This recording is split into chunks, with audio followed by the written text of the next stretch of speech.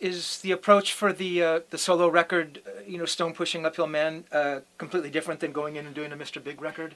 I mean, as a guitar player, as a tone guy. I mean, is there?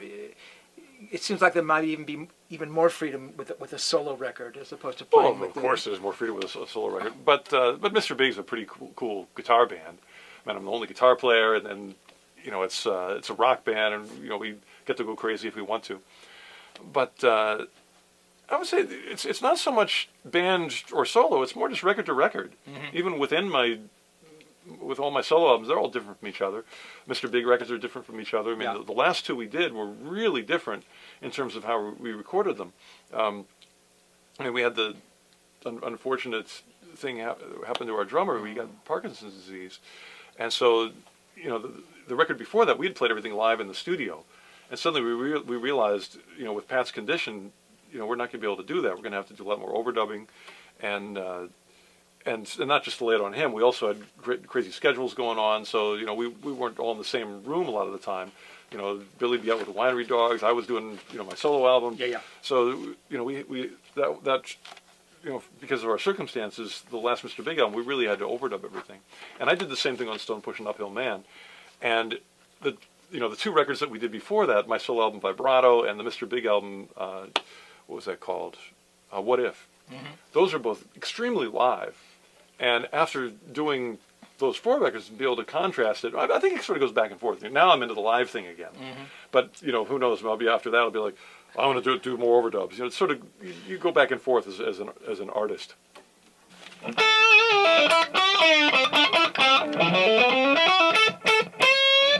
Yeah, all right, continue.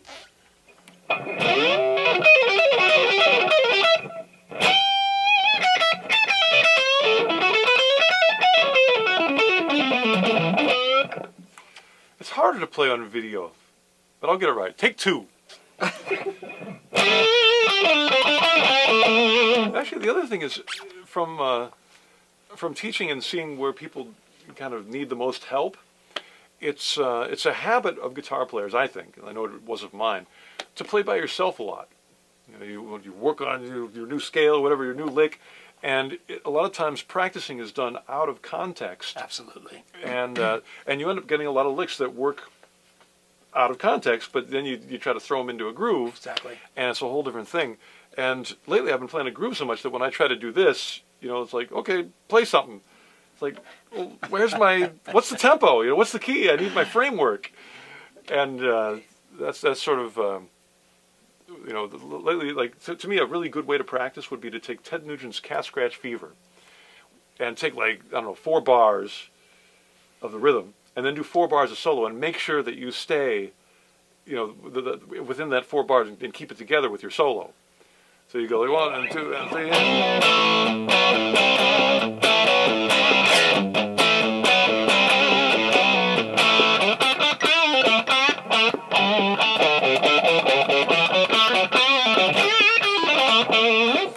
And that was not some of my best work, but you get the idea. I absolutely get it. And in fact, Paul, earlier you had talked about, can we talk about... the loop pedal? The loop pedal. Yeah, that thing's awesome.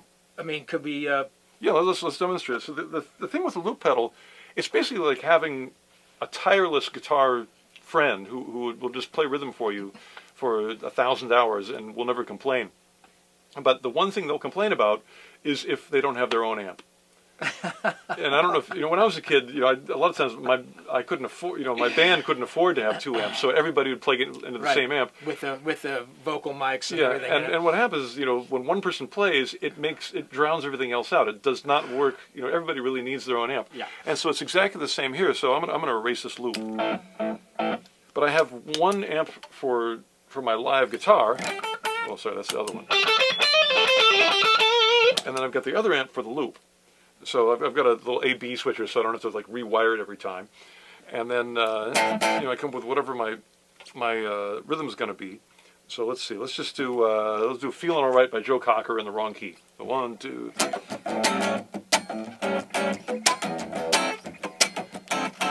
I'm feeling all right. Oh. So So that's going. Then I switch back over to this amp.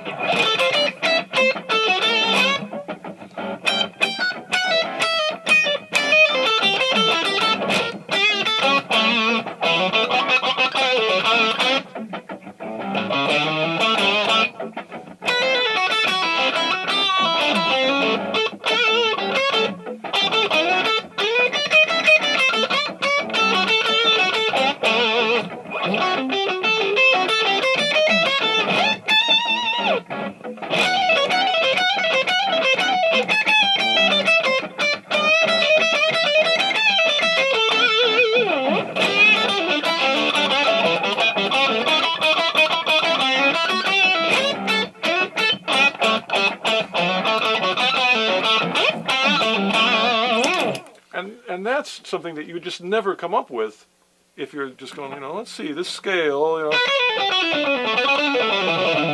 you just, sort of around. Cool, man. It's just a whole different way of playing.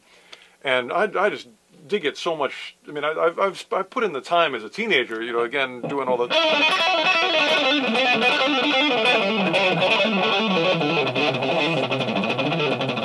And I built a career on that. And now it's coming back to haunt me because I get all the kids in the front row going, why isn't he going? And I'm sitting here going,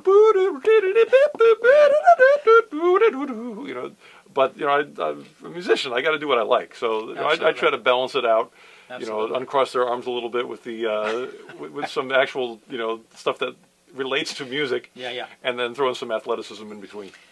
Do you think that has affected the approach to soloing? I mean, when you would actually do a solo on record, I mean, would you sit here and actually play solo changes and like for Mr. Big Song? I mean, would it get worked out? Well, Mr. Big Song is usually not any changes.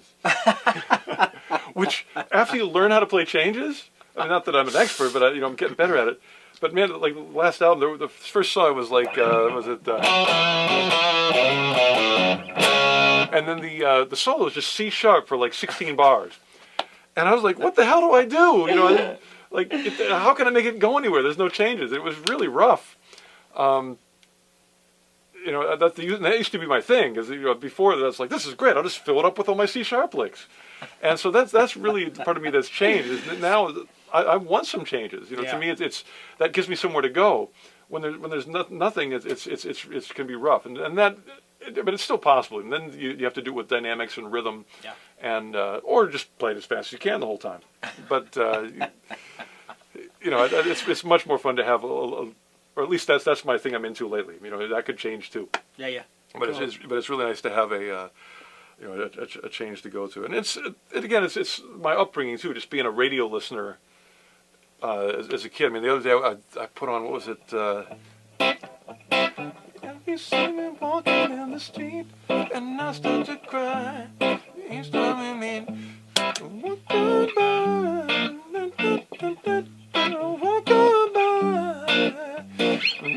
That was a really high note. And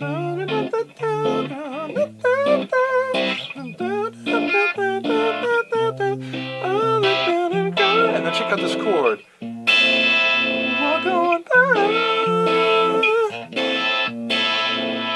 That is the most seriously dissonant, awesome chord I've ever heard in my life. It's an A minor with B flat in the bass, and it just makes you weep uncontrollably when Beautiful. you hear that chord.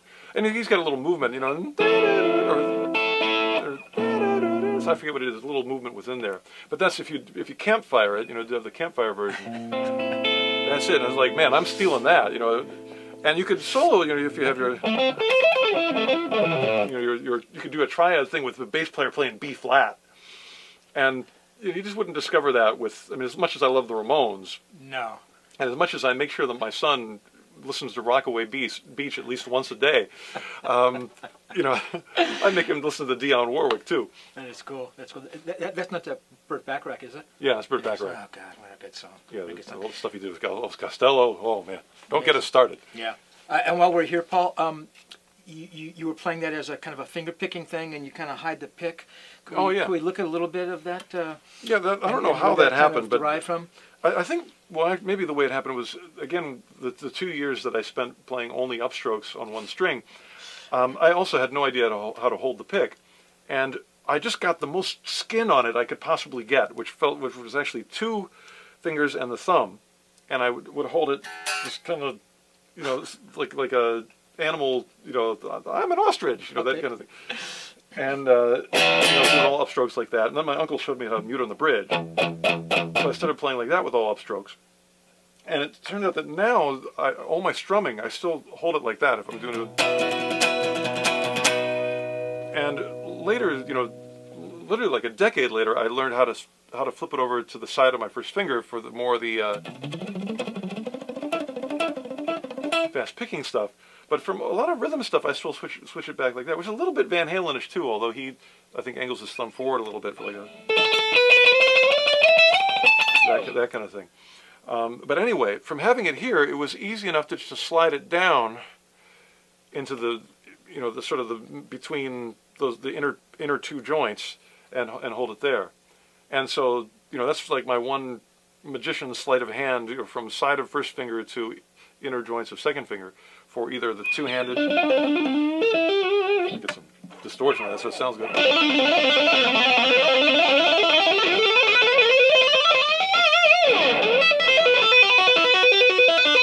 That kind of stuff, or just, you know, being able to doing or what was the song? You know, being able to do some primitive finger picking, and without having to, you know. Yeah, right. You know, you get germs that way. That is so cool. That's so cool. Hey, you talk about, you know, getting a little bit of distortion here. I mean, are these pedals here kind of go-to pedals for you? Well, the most important part of my pedal board is the Velcro. So, you know, because I really do put together a different rig for you know, the studio or live, or depending on what the set is. Yeah.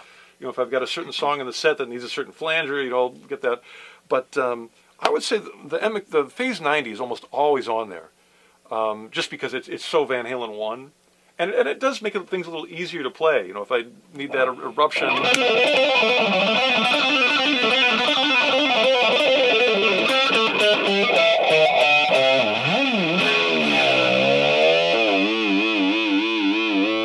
You know, it's just the sound. Did Ed really kind of? Can you believe I'm in tune after that? Unbelievable.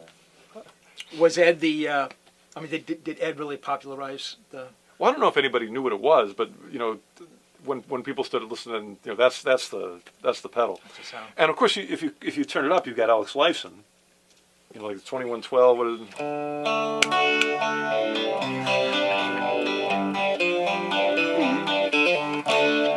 You know, so you've got everything good about the 70s in that pedal. And if you go back a little earlier, you got the, you know, Robin Trower Deja vibe, or the.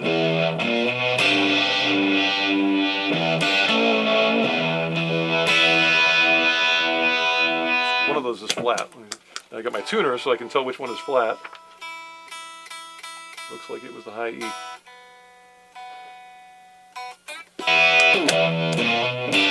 That's better.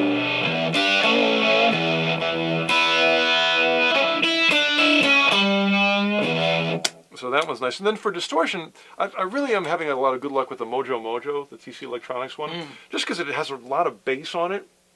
And I find that I love the way that Marshall amps distort, but sometimes they can be kind of trebly. Yes. Which, man, as a teenager, I loved that. But now I tend to want to beef it up a little bit, so it just adds me a little more bass. You know, without it. And a lot of it's stuff that you feel too. I mean, with distortion pedals, it's something you really have to plug in and play yourself, because I think, you know, the listener, a lot of times it's like, it's distortion, you know, but as you play, it's how you adjust to the pedal and the amp and the guitar. Absolutely. And how it just makes it easier to pull things off. And then I just got this saucy pedal from Way Huge, and that's working really well. If I want to get the extra.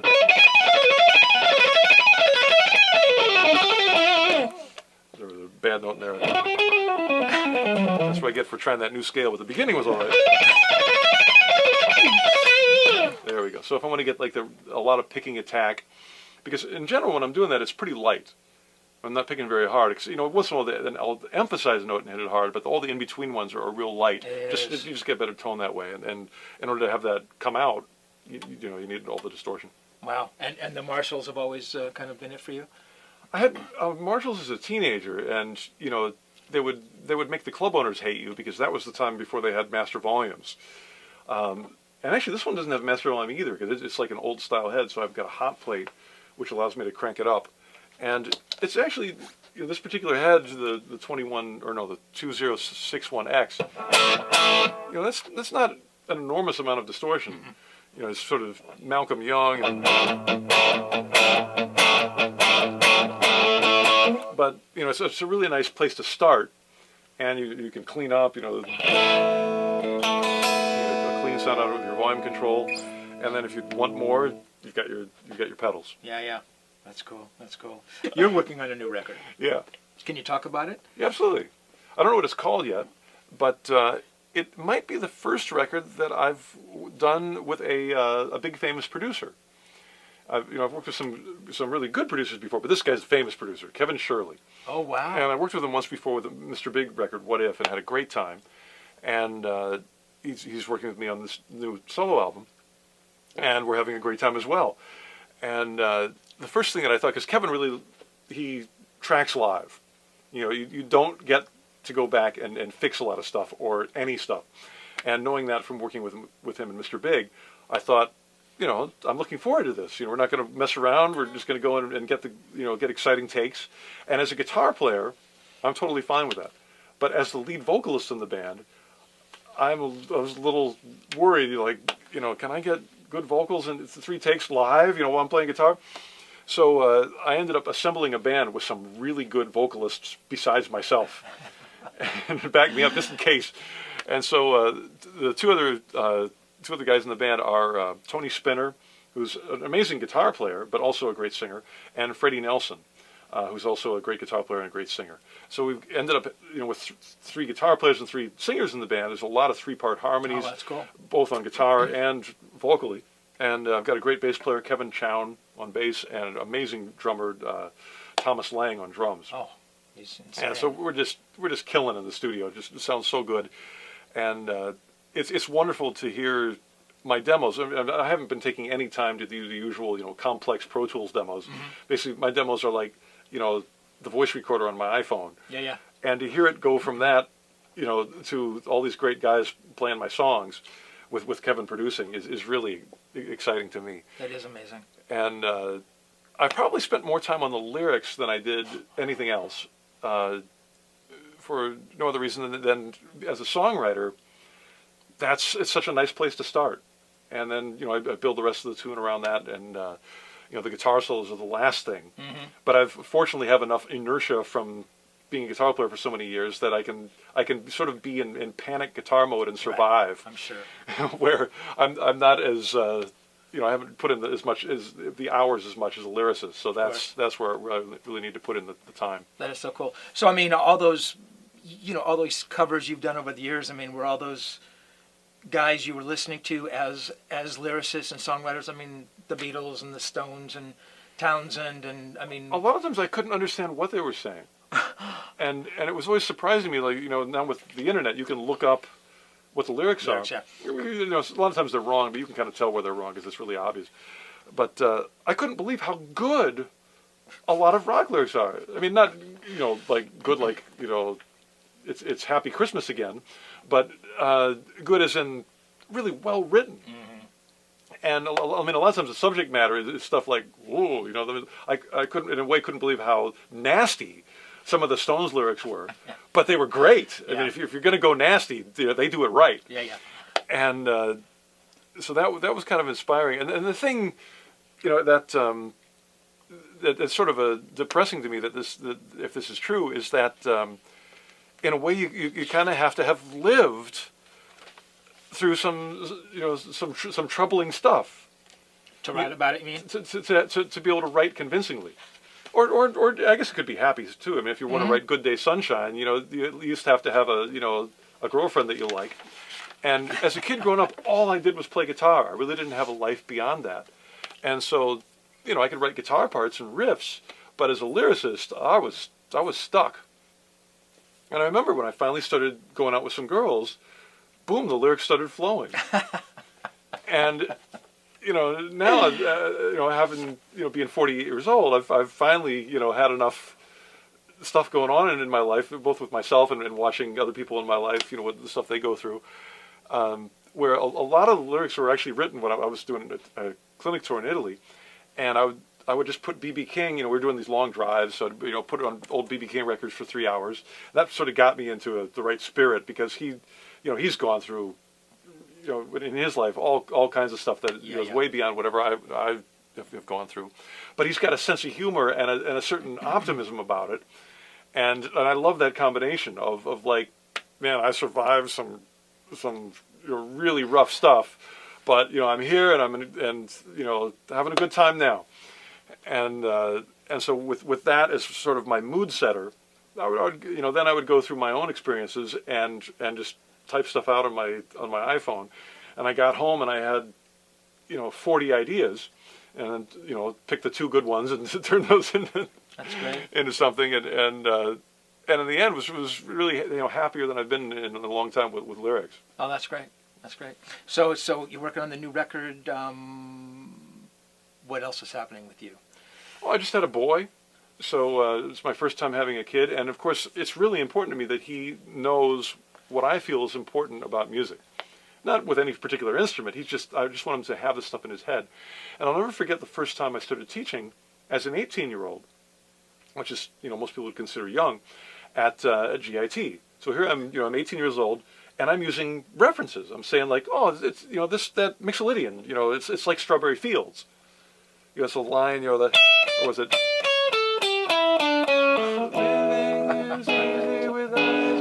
That line that, to me, that's Mixolydian, or Within You, Without You, or was it?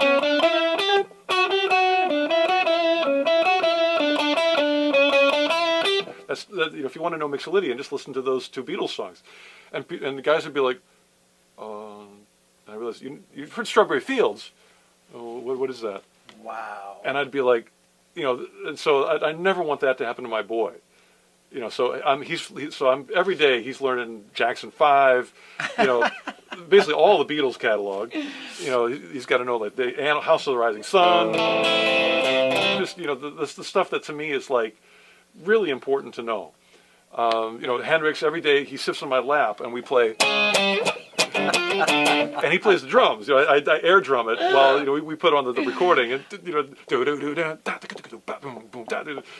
he's just got to have that stuff in his head. That is cool. Whether he likes it, I mean, he may grow up and go like, Dad, I hate that stuff. I'm listening to hip hop, but at least he'll have that as a base.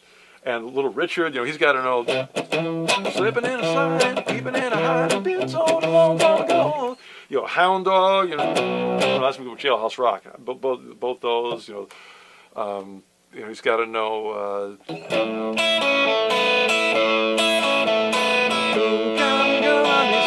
He's got to know.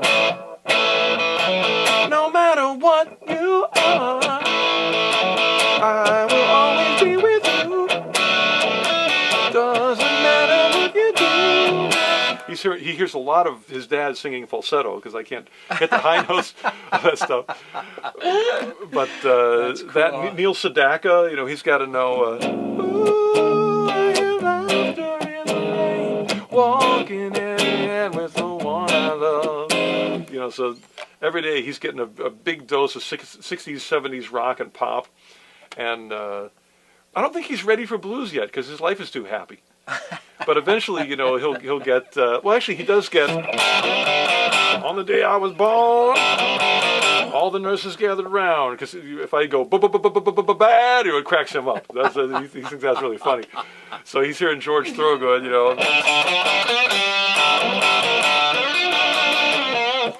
So he's got some good stuff going in his ears. That is cool, man. That is great. So, Paul, take us out with one last Paul Gilbert. Oh, let's see. Here. Well, let's see. If you're my boy, you're going to be hearing a lot of those tunes. What's one of his favorites? Well, his favorite's not a good. I mean, his favorite is. Close your eyes.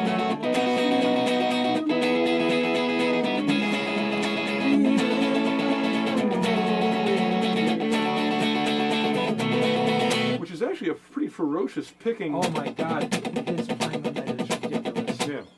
That's But so I'll take cool. you out with the thing that changed my life, which was the B.B. King First Finger Bend. Which B.B. King, there's a great YouTube video of him playing. When I first met you, babe, love you were just sweet 16, and he's hitting C sharp, as you do. But then on the same fret, he's bending up, and man, that's pain. It takes you, weeks to get that callus together where you can. But really, even that, I know everybody's watching this. Is like, man, I didn't turn this on to watch B.B. King. At least I get to hear some Paul Gilbert stuff. So what can I show you? I would say, let me just play a little bit. Let me get a groove going on. Let's see. We'll pick another one that's like we'll kind of warm up to. I found that. Oh, you know what I'm going to try? I'm going to try something adventurous. I might suck at this, but if I get it, it'll be really good. This is from my clarinet research. Inspired by the fact that Eddie Van Halen's dad is a clarinet player, jazz clarinet, and Pete Townshend's dad was a jazz clarinet player. Right. I thought I gotta start getting into these clarinet guys, and there's a clarinet player named Paquito de Rivera, and I discovered him because he was doing a duet with a younger jazz clarinet player named Anat Cohen. She's an upcoming clarinet player, and they did this old jazz tune that I'd never heard called "And the World Weeps." And let me get my sort of 70s sound for this. And it's almost like the Pink Panther, that kind of minor chromatic thing. But let me get the chords. The chords are something like one. It's real slow, like 1, 2, even maybe slower. Maybe I'll try. I'll just do the bass line, even slower. It's got to be super slow. 1, 2. This is going to be so good, though.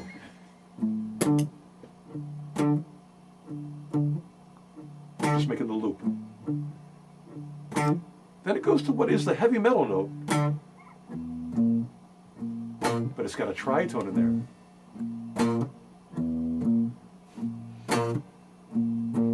Then down to the A. Don't worry, this is all going to pay off. And if you watch the YouTube version of them, he'll blow your mind. Almost to the end. And that's it. We have our loop now. Now the chords he plays is that D minor with the little half step thing. And then he hits this chord. I don't know what that thing is. But it's like a... basically, if you play like a triad and lower, put the sharp 4 and the minor 7th in, it's sort of an easy shape in a way. Just all whole stuff like that, or you can do it in major thirds if you start here, and then it resolves to the A, which is more like a Phrygian dominant. And back to your D minor. But the thing is, when he plays the D minor, he hardly ever hits the root. He hits like the 5th and the 9th. And there's a disco party going on next door. I always have this issue with my neighbor. Seriously. Yeah. I gotta text him. Can you? Oh, yeah. Go ahead. I mean, just for 5 minutes, Yeah. so they can. Want to see this? Okay.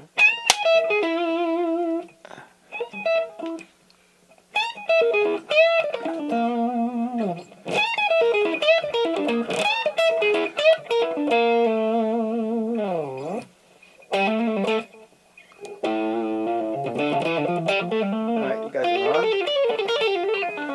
All right, so we're Take back. us home. We're back to our clarinet attempt. So I'm just going to start it off, down here, and we'll build it up to who knows where. 1, 2, 3, 2, 2, 3.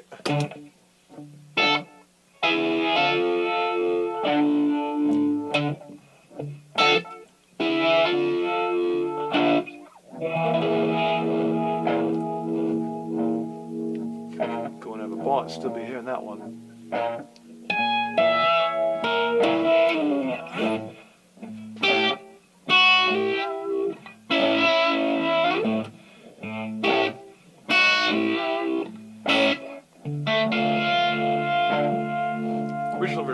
twice, but I'll just go right to the solo here. See what I can conjure up. Here we go.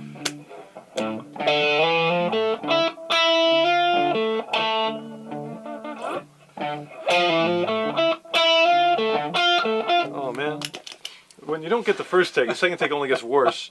And I got this whole long thing. Okay, if I don't get it this time, then we're going right to the drill. Well, It really sounds pretty amazing. I mean, I know you're hearing but something different. I've got certain standards because I've played it live a million times, and I've played it a million times better live. Maybe I'll just hit right on the solo. There you go. Yeah, people don't want to hear the rhythm part of it. We're going to dive right in on the solo, something like a clarinet, but with some guitar. 1, 2, 3, 2.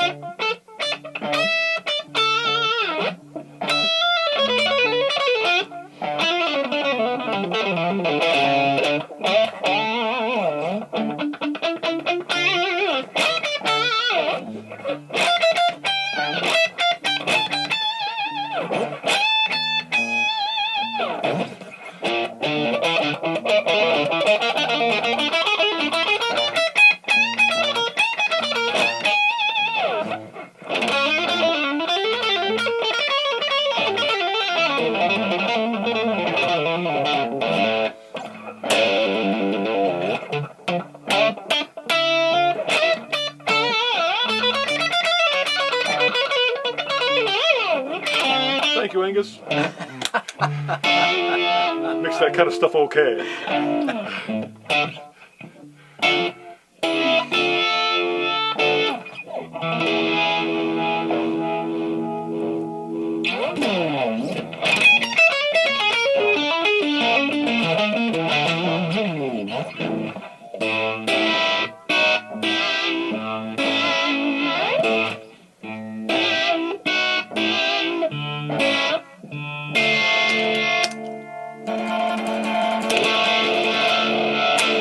There we go, something like that.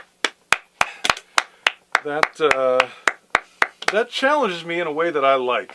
That was beautiful, man. And you know, so it's all about digesting. You know, I've got some scales. Sometimes I get a rhythm, sometimes I don't. But getting closer every day. That was wonderful. And in the meantime, if the customers haven't been satisfied, I can always whip out the drill. Here we go. 4 picks on the end.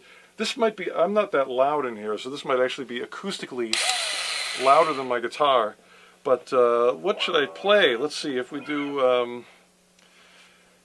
like the national anthem, maybe. If we go, of course, if I screw that up, I'm really in trouble.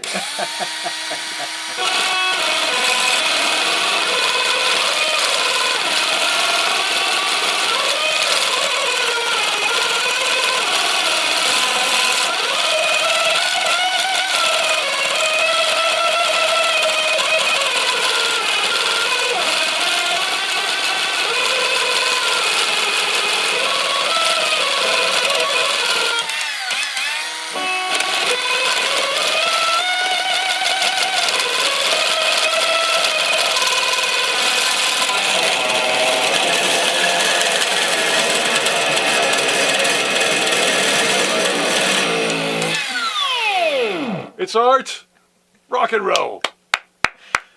Paul Gilbert, ladies and gentlemen, thank you so much for sharing, man. The next one will be better. Ed Wood quote.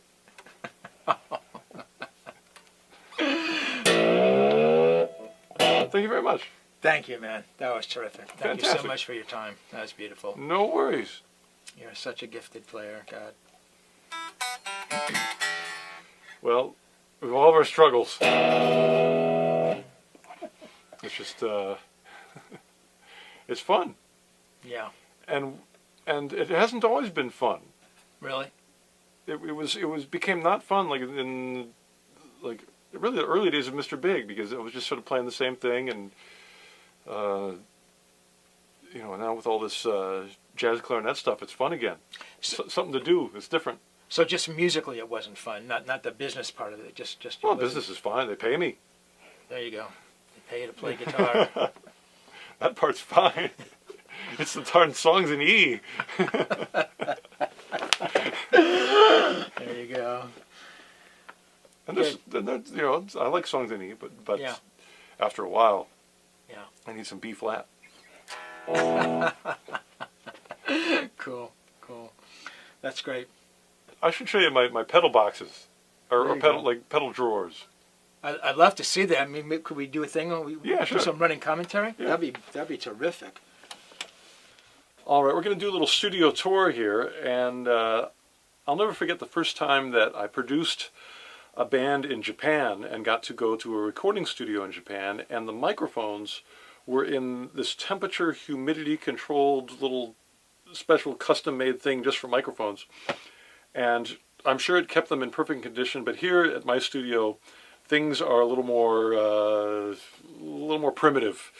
You know, I'm using the gear all the time and for different projects. You know, so there's stuff that's in, you know, boxes that just came back from the studio or just came back from the tour. Happen to be on my pedal board that I'm making videos for my school on. But where to begin? I guess we should begin with my pedal board that I'm used for the studio. We'll just unplug it so you can have a look. And this is actually, well, it's a little confusing because there's two numbers. This is the Superboard 3000. It started its life as the Superboard 500, but I like 3000 better. But one of the tricks that I do when I go on tour is I take black electrical tape, like this piece here, and, you know, so I don't have to bring the whole roll, because I don't need the whole roll. I just cover the back of it with, you know, so that'll cover up the 500 and this other serial number. So this has had, you know, it's been a couple different serial numbers, basically for the customs, because I don't want to have to write down the serial numbers of all the pedals. So I just call it the Superboard 3000, you know, and then you could go through customs without any problem. Anyway, that's my long story. The actual pedals today are, of course, the Polytune, which is kind of an amazing tuner. I was kind of blown away by that. I didn't expect to be, but I'm using it all the time now. You just strum once, it shows you the whole thing. Full Tone Deja Vibe, MXR Phase 90. This is on every pedal board I ever have. The overdrives of the day are this way huge saucy box. The TC Electronics Mojo Mojo. For my my looping system, I've got a Keeley looper, which is really more tricky than it needs to be, but it's got an LED on it. It's nice to be able to see which amp I'm using. And then the looper itself, the TC Electronics Ditto looper. I also have a TC Electronics Alter Ego Vintage Echo right here, which sounds really nice, and an MXR buffer in case I've got long cables. So that's the Superboard 3000. Now, I just got back from doing a bunch of sessions in the studio for the new album, and this was the ended up being the pedal bag. So let's see what's in here. This is actually some of the stuff that I took but didn't necessarily get used that much. My old 88 flanger, the vintage one. Wow. A spare MXR Phase 90, just in case. Phase 100. Never know when you might need, you know, 10 more. Another Mojo Mojo. We've got, I didn't really use this one yet, but I like the paint job. The Box of Rock.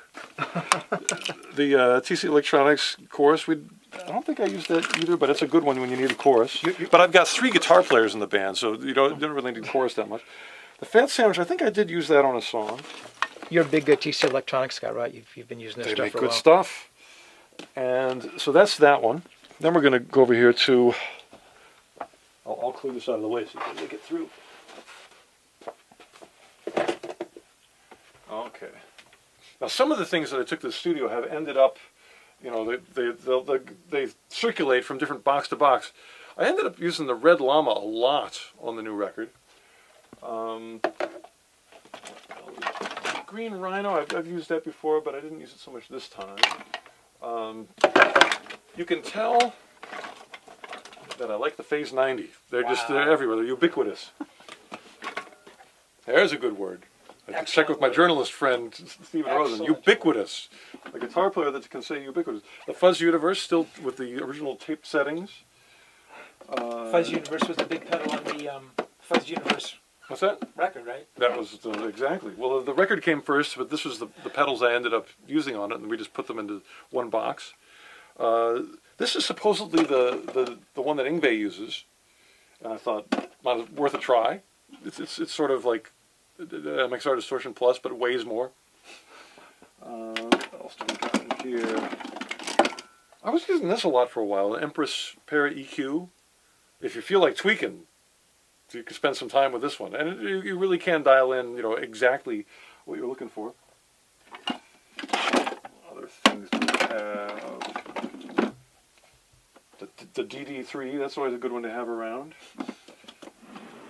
But there's more. We've got these two drawers. Oh, this was And there's another pedal board here. This was Freddie was using this on the album. So I built one for him with the mini vent, the detox, so he could play some clean stuff. A couple booster pedals, one from Magic Box, a Venom Boost. That's basically half of the Fuzz Universe. Right. And the TC Spark, the little guy. And this is actually that's the Superboard 3000. Maybe the other one was the 500. And I actually used this wah-wah pedal a lot on the last Mr. Big tour, the Jimi Hendrix one. Cry Baby. And various other stuff. Oh, you know what? I've got one more box of pedals. Over here, the big ones. Okay. I don't know if you can make it back here, but you can follow me. Okay. There's some that are so big that I need a larger box. Old vintage, like Electro Harmonics Polyflange. Wow. That's actually a really good sounding one. Now, according to the guys at Full Tone, the old Big Deja vibe is like identical sound and components to the smaller one. I don't know, this old one, it's got something to it. But it is so big that you can't have anything else on your pedal board because it takes up all the room. So, but I did use it on a bunch on my first instrumental record, Get Out of My Yard. This was nice. And I used it on a Racer X album called Technical Difficulties as well. A song called Snake Bite has this pedal. And then as much as, there's a lot of great flangers. This one, if you really want that, it's really good at that. Kind of noisy, but, just don't stop playing. No one will know.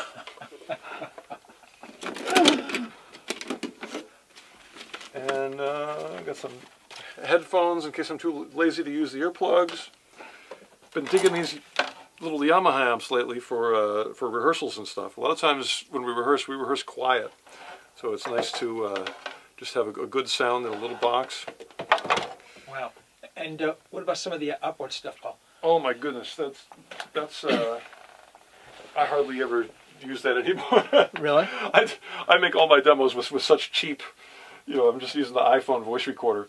But if I wanted to actually sound good and do like professional recording, we've got the old Rupert Neve AMEC preamp EQ things, the Avalons. These, they probably sound good.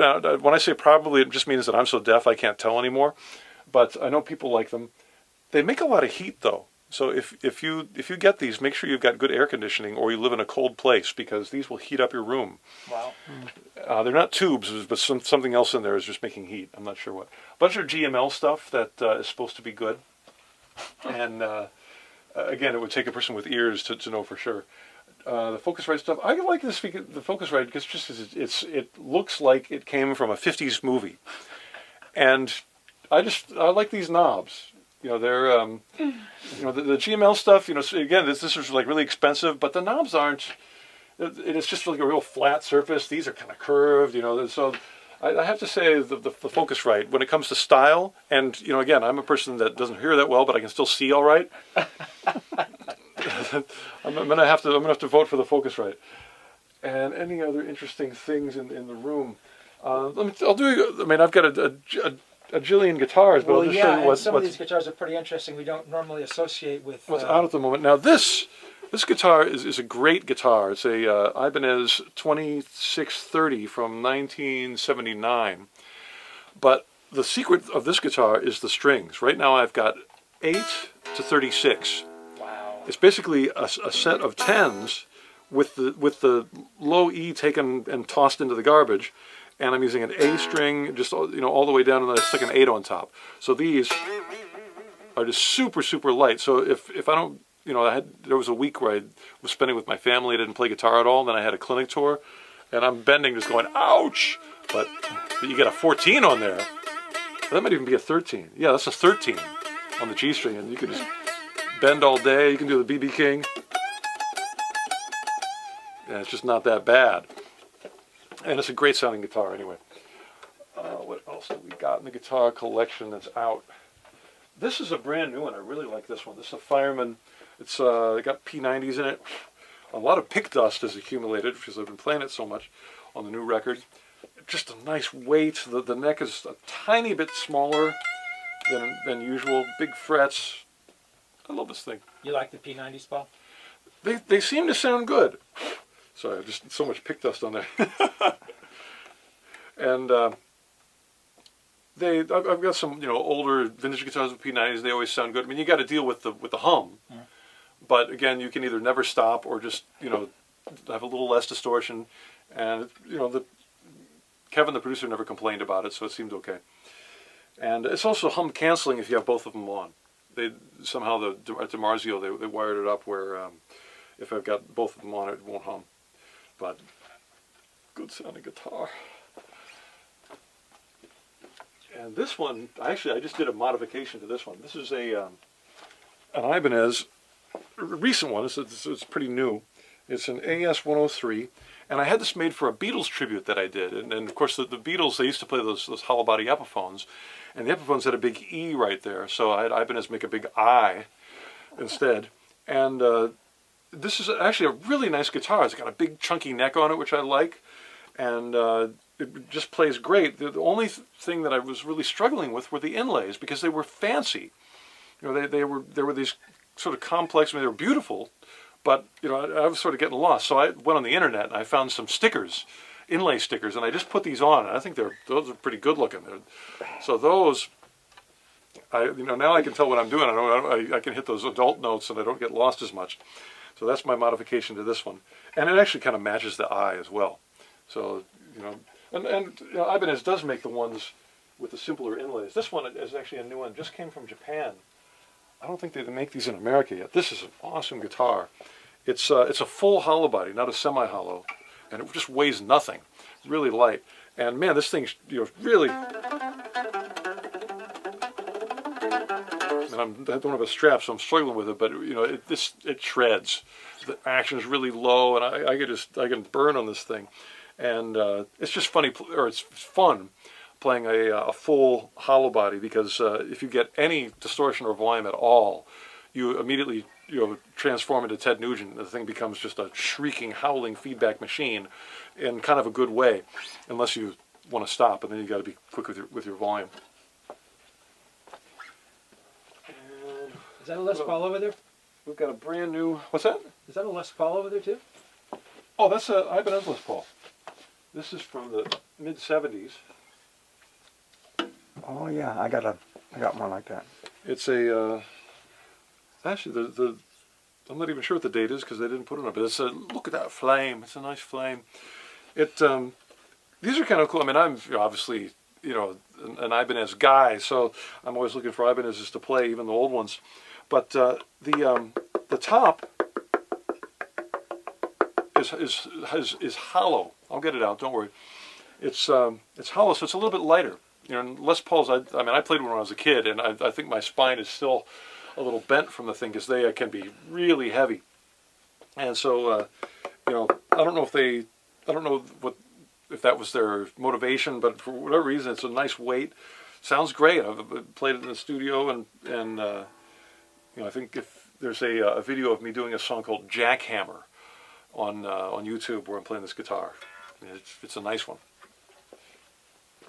And then a recent model that I think is not out in the States yet, but probably will be, is the PGM 80P, I think it is. And it's got a whammy on it, which I haven't used in a long time, but it's a traditional whammy. And it's got the locking Godot tuners, and with that, it stays in tune really well. And to me, it feels like 1977 or 78 with this guitar. It's like pre-Floyd Rose. And as much as I wanted a Floyd Rose as a kid, when I actually got one and started messing around with them, I think I'd spent enough time with a non-trem guitar where I just never got comfortable with it. But these somehow, I dig them. They're a lot of fun. Even though the only whammy lick I know is just hitting a harmonic and go, but that's pretty good. I like going whoop, whoop, whoop, whoop, whoop, whoop. And it's just a cool guitar anyway. It's got two DiMarzio PAF Master pickups and a PGM single in the middle, which is one they designed specially to work with the PGM. I'm sorry, with the PAF Master. So many P's. And what else do we got? This is custom modified guitar. This is actually a yellow, sort of mustard yellow Fireman that they released in Japan for a while, and I had a Fernandez Sustainer pickup put into it, and it's got a nice neck. Every time I pick up a Fireman, it's just like, oh, it just fills the hand in the right way, and I get happy when I get Fireman guitars in my hand, so it feels good. And then, of course, we have the Makita drill. This is a vintage Makita drill from probably the late 80s. And I've got 4 picks mounted on the end, glued and screwed onto the end of a wooden dowel. And what other things do you need to know? One of the biggest tricks is you need the older drill, because when you let go of the trigger, it keeps going. Now, I guess that was considered to be unsafe at some point. So the newer drills, when you let go, they just go zip and they stop. But this one, it keeps going. And that's kind of a nice sound. Hold that next to the pickup and woo, it sounds like you're the dentist from hell. But besides that sound, you can, of course, play melodies, fine sounding melodies, by bringing those picks in. It's best not to do it like straight perpendicular or whatever that would be. You want to sort of get it almost parallel with the string. Upstrokes, all upstrokes, and they're the quickest upstrokes. This is actually a slightly improved design, because the bits that I would make in the 80s were only 3 picks. This is 4. It's 1 faster. So the Makita is the most musical of the drills that we've come across. Well, it's got to be cordless. I'm actually, to me, I just got it. It worked. I have never experimented with another brand. When you got something that works, why mess with it? So, but you can find these on eBay for like $10. So,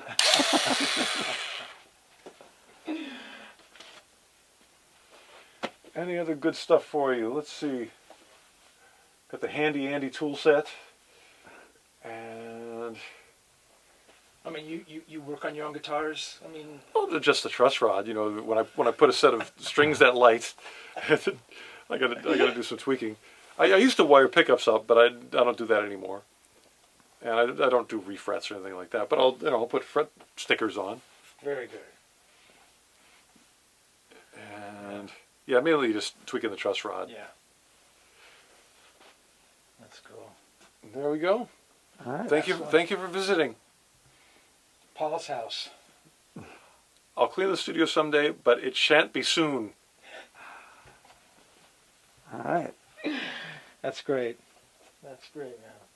My boy, he's been watching a lot of Sesame Street, and I thought, Sesame Street's all right, but I got to make sure that he's watching the good stuff. So I'm no good at video editing. So I found a couple friends of mine that can edit video, and I said, you got to take these DVDs of important musical performances and edit. And I wrote, notes for each one, which songs to make like one compilation DVD that my boy can watch to make sure he gets the right stuff. So, we got Hendrix at Monterey. Obviously I've got a lot of notes of stuff to put in there. He's got to know Rock Me Baby and Like a Rolling Stone. We've got Yellow Submarine, you know, some important. He knows like Nowhere Man, Hey Bulldog, All You Need Is Love. Those are important. We've got extremely important. A Hard Day's Night. I don't know what happened to the cover, but this is A Hard Day's Night. This is, I mean, when I saw that opening, it's not the opening scene, but opening scene of their performance, when they zoom in with the camera to the audience members, and they're all screaming, so you can't hear anything except screaming, but you can read their lips. And the first girl they zoom in on goes, and that's my name. Girls were screaming my name, so that became my favorite movie. Now, my son's name's Marlon. There's nobody screaming Marlon, but hopefully he'll like it anyway. And then we got some, you know, the old Ed Sullivan or the Beatles on Ed Sullivan. There's some kind of horrible stuff on this, not because the Beatles were bad, but because whoever was like involved in the technical stuff was really screwing up the mix. But there's also some great stuff, and then everything's there, so you can. That's why you put the yellow note things on to explain what to use and what not to. Just some old thing with, you know, Rock and Roll Forever. It's got Jackson 5, James Brown, Bill Haley and the Comets, Elvis. You know, really good stuff. Now, even though Aerosmith is on the cover of this Midnight Special DVD, if you look closely at my notes, Neil Sedaka, Laughter in the Rain, that's the one we need to get. Got to get those pop chords. My boy's got to be able to hear a major seventh. Help. Lots of stuff from that. That's one of my favorite albums of all time. You're going to lose that girl. You've got to hide your love away. Oh, man. The You're Going to Lose That Girl was the song that taught me that diatonic harmony does not always have to be the rule. You can have a 3 chord that's a dominant chord, which was what happens in that song, and it sounds so good. And then last, but certainly not least, man, if you get one DVD, this is such a mind-blowing thing. This is Tom Jones, the Tom Jones TV show from 1969. His guests, Stevie Wonder, Janis Joplin. I'm getting chills just thinking about it. Little Richard, Aretha Franklin. You know, The Who is just, and he's doing duets with them. He's, you know, Tom Jones, who's a stunning singer, but really different than Stevie Wonder. The duet with Tom and Stevie, it's one of the great achievements of human beings in the history of their existence. You know, when the aliens come down and we're trying to prove that they shouldn't eat us and that we're, you know, worthy of something, show them Tom Jones and Stevie Wonder singing together, and, you know, and the human race is going to continue. That's how I feel about this DVD. Make sure my boy watches it, grows up with the good stuff. Rock and roll. That's great. So I don't know if that's No, but that's great. If that's Yeah, usable. they'll love this stuff. This is cool.